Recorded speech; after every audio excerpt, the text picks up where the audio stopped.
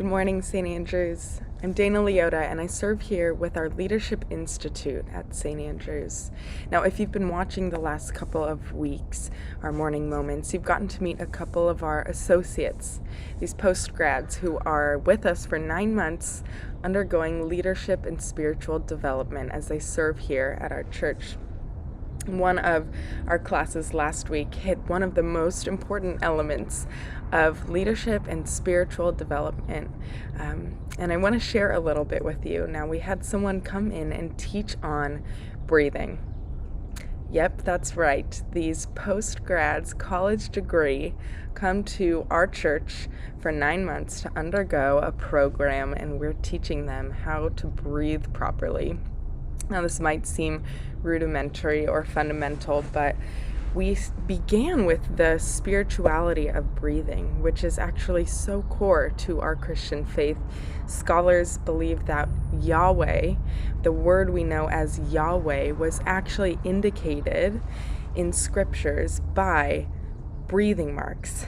And those are the best letters and words that we can put to what are truly just breathing marks. So what was indicated by that and implied by that is that every living being that breathes is saying the name of God. Now, breathing being so core and foundational to who we are and how we know and proclaim the name of our God is something that we get wrong quite a bit. Have you ever noticed at the end of the day, you just need to take one deep, long breath because you haven't throughout the rest of the day? I notice I start to check in with myself. My breath is so shallow throughout the day, and it's much quicker than it should be.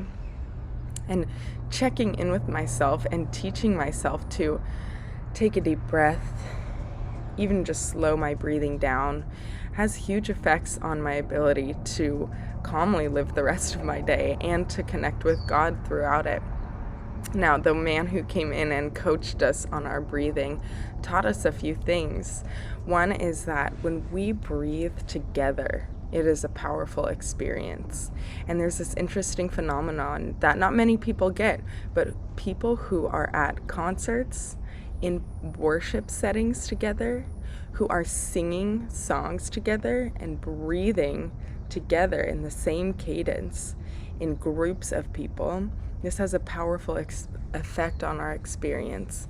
We are proclaiming the name of God together in those spaces. One other interesting fact before we move on is that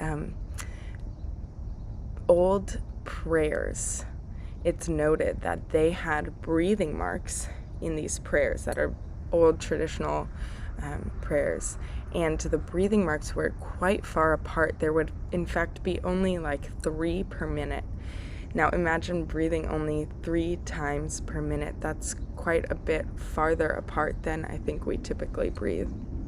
So, breath regulated and thoughtful breath is such an integral part of who we are. It's actually the only system in our body that is at once completely automatic and completely controllable.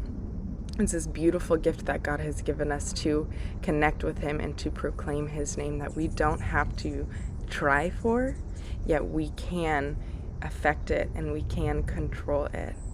So I just want to end today with a breathing exercise, and I've done this before. When I pop on here, sometimes I like to do some contemplative prayers with you guys. Just a moment to pause and take note of who we are and how we are connecting with God today. Something I like to do is just settle my mind, close my eyes, and breathe in and out and count my breaths until I get to 10. And then I'll start back at 1. And I'll do this for a few minutes. You can set a timer if you want. If you need a word to say, we can use that word that we've tried to best put up to this exercise of breathing, which is Yahweh, the name of God. So I encourage you to close your eyes.